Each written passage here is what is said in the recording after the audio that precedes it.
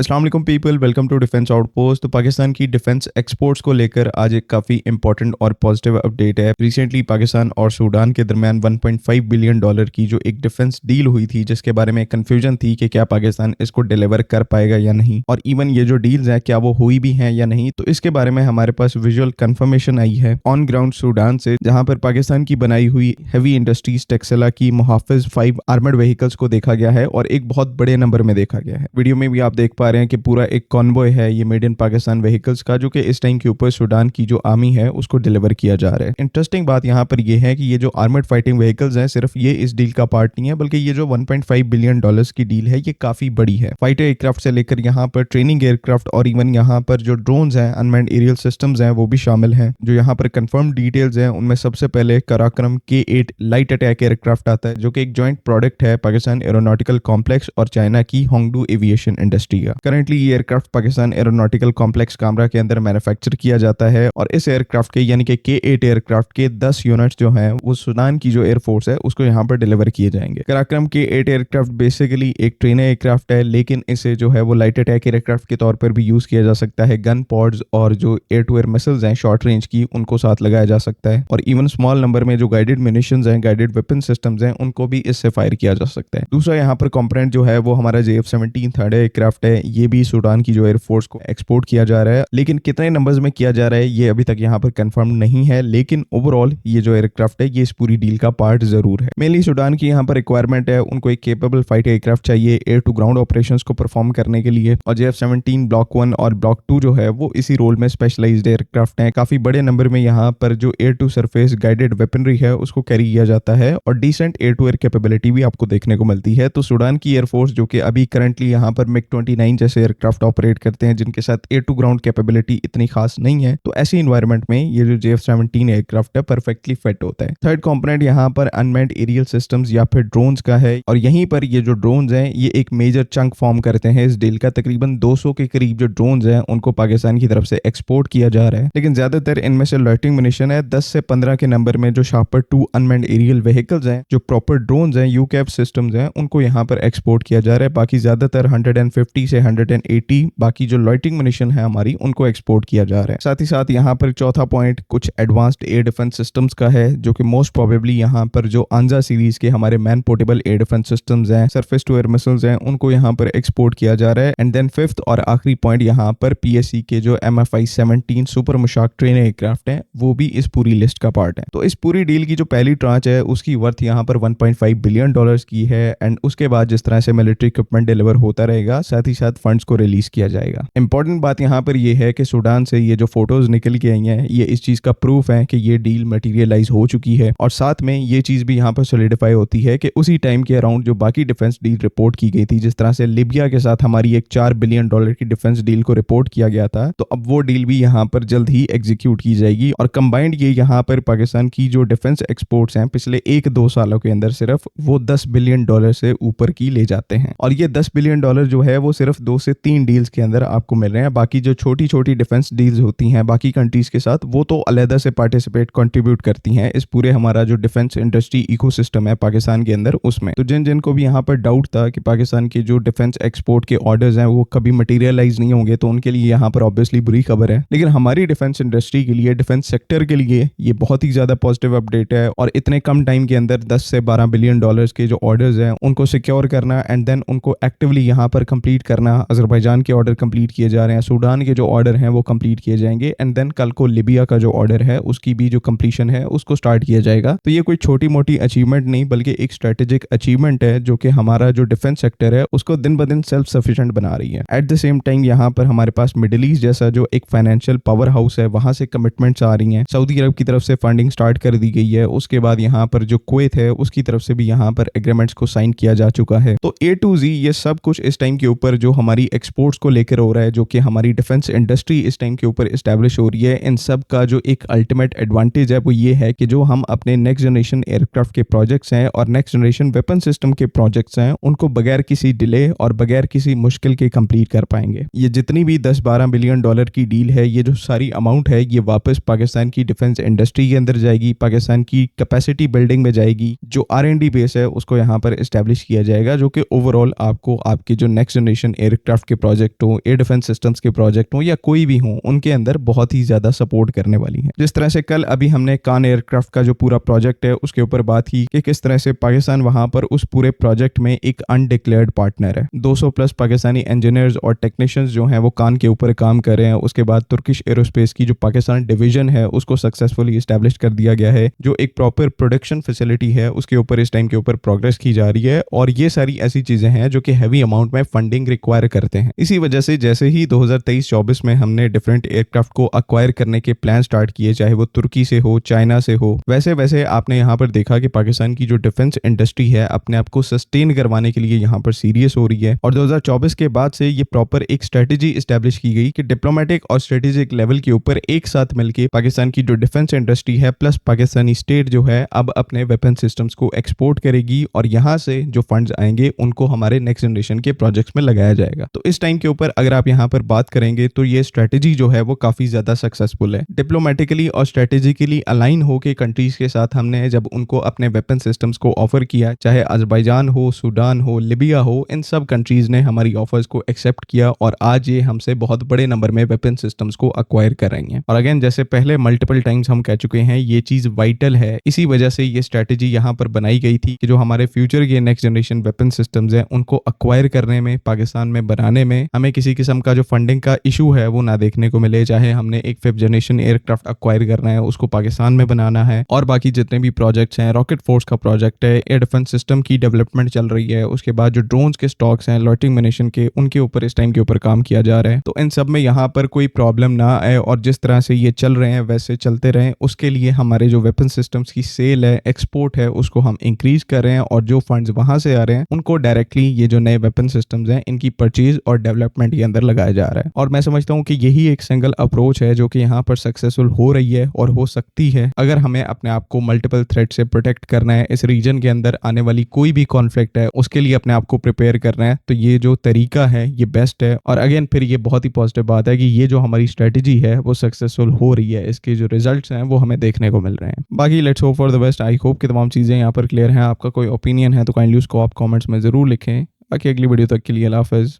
पाकिस्तान जिंदाबाद।